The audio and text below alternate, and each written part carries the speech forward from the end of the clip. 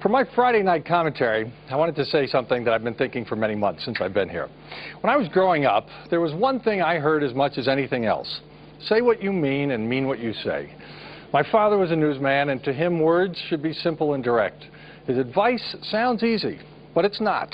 We all get stuck overusing, misusing, even ill-using the same words over and over. There are more than 500,000 words in an English dictionary, and when we speak, it's estimated we use about 2,000, less than half of 1/10 of 1%. So maybe it's in our nature to pick words and overuse them. I've been thinking about this because every day in discussions and headlines on TV, I see the word crisis. Crisis. Fix the crisis, end the crisis, anti-crisis.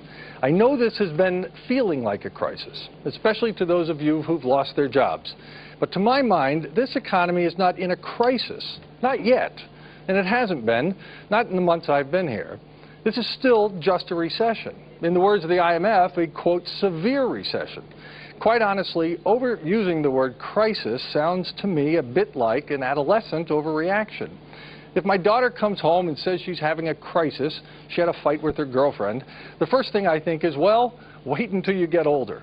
She'll look back and laugh. By then, like most of us, she will have had to survive a real crisis. Because in a true crisis, you simply look to survive. In a recession, you look to manage. Of course, given what's happened this week in the government, we may well be on our way to a true crisis. Look at Argentina in 2002, or any of a number of countries who had the ability, but not the political will to fix their budgets. So I suggest we wait and save the word crisis for when we really mean it. Hopefully, we won't need it. Until then, though, the word crisis will not be used casually on this program. It sells newspapers, it makes a good headline, it gets your attention. But for the rest of us, I offer my father's simple recommendation. It won't fix the economy, but at least we'll be meaning what we say. And that's my commentary. Send me yours at The Frank Show at tmctv.ro. And that's the show for tonight. As a reminder, we'll have the full 30-minute interview this weekend with economist John Taylor. He was former Undersecretary of the Treasury for International Affairs.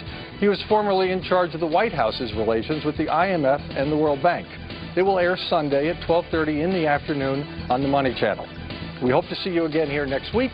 Until then, thank you for watching. Keep well, and good night.